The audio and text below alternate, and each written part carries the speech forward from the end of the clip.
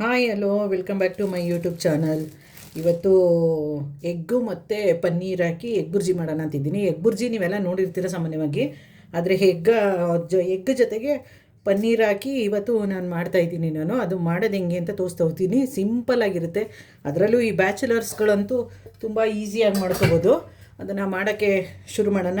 First ಒಂದು 5 ಮೊಟ್ಟೆ ತೊಗೊಂಡಿದ್ದೀನಿ. 5 ಮೊಟ್ಟೆ ಕುಟ್ಬಿಟ್ಟು ಹಾಕೊಳ್ಳೋಣ. ಫಸ್ಟು ಇದು ಫ್ರೈ ಮಾಡ್ಕೋಬೇಕು ಚೆನ್ನಾಗಿ.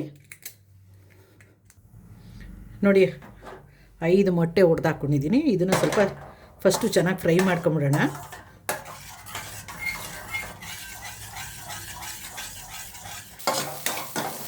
ಮೊಟ್ಟೆ ಎಲ್ಲ ನೋಡಿ ಸೂಪರಾಗಿ ಫ್ರೈ ಆಗಿದೆ.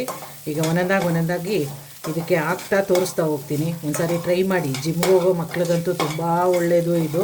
ಫ್ಯಾಟ್, ಎಣ್ಣೆ ಜಾಸ್ತಿ ಇರಲ್ಲ, ಆಯಿಲ್ ಜಾಸ್ತಿ ಹಾಕಿರಲ್ಲ. ಒಂದೇ ಒಂದು ಸ್ಪೂನ್ ಆಯಿಲ್ ಅಷ್ಟೇ ಇದಕ್ಕೆ.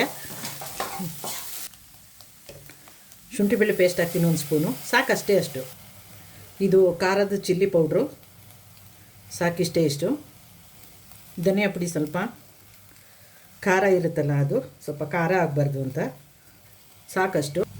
ಒಂದು ಅರ್ಧ ಸ್ಪೂನಷ್ಟು ಗರಂ ಮಸಾಲ, ಚಿಕನ್ ಮಸಾಲ ಅರ್ಧ ಸ್ಪೂನು, ಕಸೂರಿ ಮೇಥಿ ಸ್ವಲ್ಪ.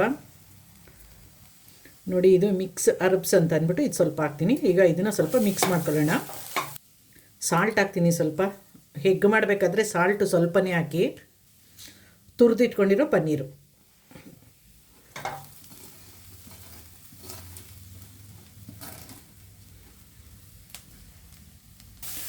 ಮಿಕ್ಸ್ ಮಾಡ್ಕೊಂಬಿಡೋಣ ಇದೆಲ್ಲನೂ.